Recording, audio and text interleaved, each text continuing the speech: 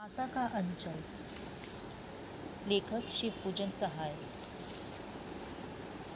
नमस्कार।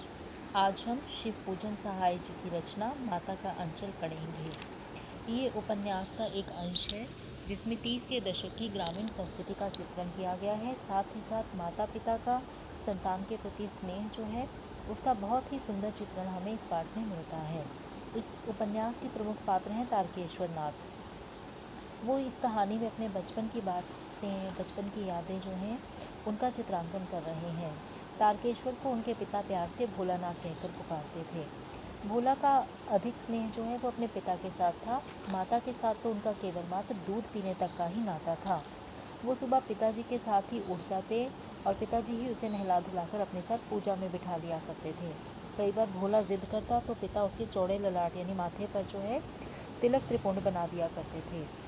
तिलक त्रिपुंड कहते हैं अर्धचंद्राकार 3 रेखाएं बनाना, जैसी भोलेनाथ जी के चेहरे पर हुआ करती हैं।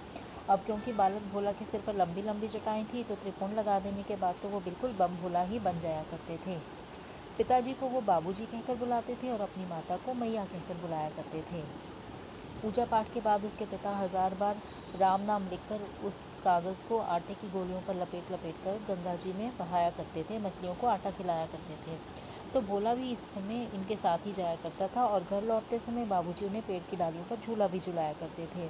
तो आप देखिए यहाँ पर बिल्कुल ही सीधे सादे तरीके से जो ग्रामीण संस्कृति है, वहाँ का वातावरण जो है उसका बड़े सुंदर ढंग से लेखक ने जो है वो वर्णन किया है।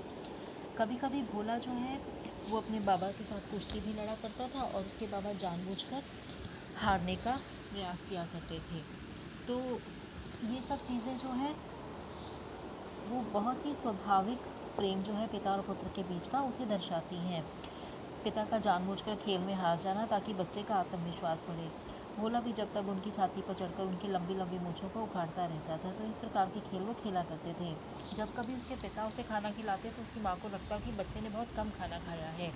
भोला की माँ का कहना था कि बच्चा जब खाएगा बड़े बड़े का और तभी वो दुनिया में स्थान पाएगा, और वैसे भी बच्चे का पेट जो है वो माँ के हाथ के खाने पर ही भरता है। और इतना कहकर वो उसे भरपेट खाना खिलाए बिना जाने नहीं दिया करती थी। तो जब खाना खिलाने का जब हम दृश्य देखते हैं तो यहाँ पर उसके माता और पिता दोनों का ही बच्चे के प्रति प्रेम जो है हमें नज़र आता है। जब कभी भोला की माँ उसे ज़बरदस्ती पकड़कर उसके सिर पर सरसों के तेल की मालिश किया करती थी और उसकी चोटी गूंधा करती थी तो वो ज़ोर ज़ोर से रोया करते थे। उस समय उसके पिता जो है वही उसे चुप करवाने आते थे और फिर जब उसकी माँ उसकी चोटी बना देती थी तो वो रोते सिसकते भोला को गोदी में लेकर गली में आ जाते थे, जहाँ वो अपने दोस्तों को देखता और उन्हीं के साथ खेल खेलने लग जाता, रोना धोना भूल जाया करता था। अब बच्चों के खेल कैसे थे उस समय में, वो चबूतरे का कोना जो है उसे नाटक घर बना लेते थे और जो छोटे मोटे उनके पास सामान हुआ करते थे, सरकंडे के खंभों पर कागज़ का छोटा सा शामियाना लगा देते थे और मिठाई की दुकान बना लेते थे। चिल्लम के खोंचों पर कागज़ के थालों में ढेले के लड्डू रख दिया करते थे और पत्तों को पूरी कचौरी बना देते थे। गीली मिट्टी की जलेबियाँ बना लिया करते थे और टूटे फूटे घड़े के टुकड़ों के बताशे और बनाकर मिठाइयाँ सजा लेते थे। जब इस खेल से उनका मन भर जाता तो वो घरौंदा बना लेते थे, या कभी कभार जो है वो बारात का जुलूस भी निकाल दिया करते थे। कनस्तर का तंबूरा बजाते, आम के उगते पौधे को घिसकर शहनाई बजा लेते, टूटी चूहेदानी की पालकी बनाते।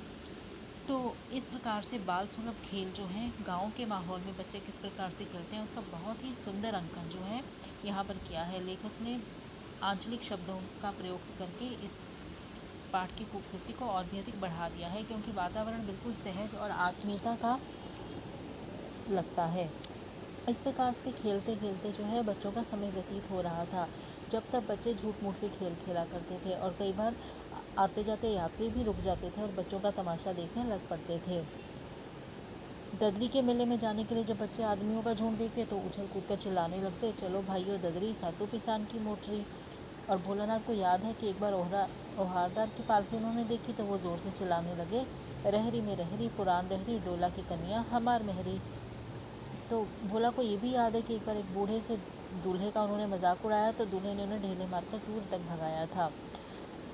कभी कभी खूब आंधी आती थी तो सब के सब लड़के जो है आम के बगीचों की तरफ दौड़ पड़ते थे और वहाँ जाकर चुन चुन कर गोपी आम खाते थे, क्योंकि जब तेज़ आंधी आती है तो आम खुद ब खुद नीचे गिर पड़ते हैं। तो ऐसे ही एक दिन ज़ोर की आंधी आई, आसमान काले बादलों से ढक गया तो सब के सब लड़के जो है पेड़ की जड़ के तने से चिपक कर खड़े हो गए, जैसे कुत्ते के कान में छोटे कीड़े चिपके रहते हैं। जैसे ही बारिश बंद हुई तो बाग में बहुत सारे बिच्छू नजर आए, तो सब के सब बच्चे वहाँ से डर कर भागने लगे।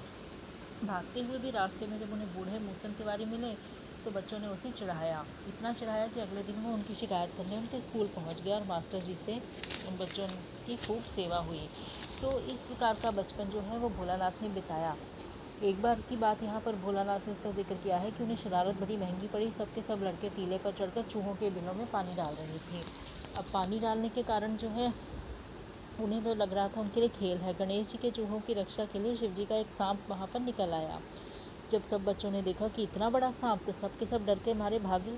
किसी के सिर पर चोट लगी भागते समय, किसी के दांत टूटे, किसी का घुटना फूटा, किसी के कांटे लगने से पाँव छलनी हो गए।